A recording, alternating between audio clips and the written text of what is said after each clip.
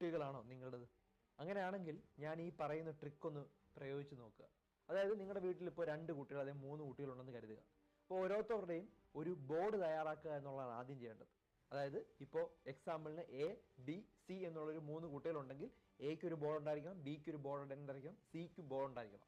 ഇനി നിങ്ങൾ എല്ലാ ദിവസവും ചെയ്യേണ്ട കാര്യങ്ങൾ എല്ലാം കൃത്യമായി എഴുതി വയ്ക്കുക. ബെഡ്ഷീറ്റ് വിരിക്കുക, പാത്രം കൊണ്ടുവയ്ക്കുക, പാത്രം കഴുകുക, സ്കൂളിൽ നിന്ന് വന്നു കഴിഞ്ഞാൽ ഹോംവർക്ക് എഴുതുക, ഇതുപോലുള്ള നല്ല കാര്യങ്ങൾക്കെല്ലാം സ്റ്റാറുകൾ കൊടുക്കണം. ഓരോ നല്ല കാര്യങ്ങൾ ചെയ്യുമ്പോഴും ഓരോ സ്റ്റാർ കൊടുക്കണം. അങ്ങനെ ആ ഒരു മാസത്തിൽ ഏറ്റവും കൂടുതൽ സ്റ്റാർ കിട്ടുന്ന ആൾക്ക് എന്തെങ്കിലും ഒരു ഗിഫ്റ്റ് അവസാനം ആ മാസം അവസാനം കൊടുക്കും. ഈ രീതിയിൽ നമ്മൾ പതുക്കെ പതുക്കെ ഈ ഹാബിറ്റ് തയ്യാറാക്കി എന്ത് പറ്റും, കുറെ നാൾ കഴിയുമ്പോൾ കുട്ടി അറിയാതെ തന്നെ നല്ലത് ചെയ്തു തുടങ്ങും. ഇത് ഓട്ടോമാറ്റിക്കായിട്ട് നടന്നു പോകും. കാരണം ഈ ശീലങ്ങളാണ് പിന്നെ അവരുടെ സ്വഭാവമായിട്ട് മാറുന്നത്. ഇനി ഒരു കുട്ടിയാണെങ്കിലും ചെയ്യാൻ പറ്റും. നിങ്ങൾക്ക് ഇതേ രീതിയിൽ തന്നെ സ്റ്റാറുകൾ തീരുമാനിക്കുക.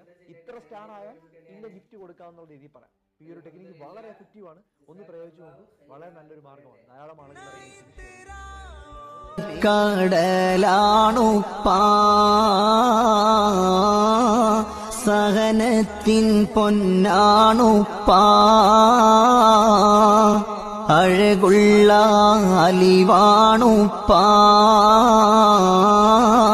ജീവന്റെ ജീവനുപ്പാ കടലാണുപ്പാ.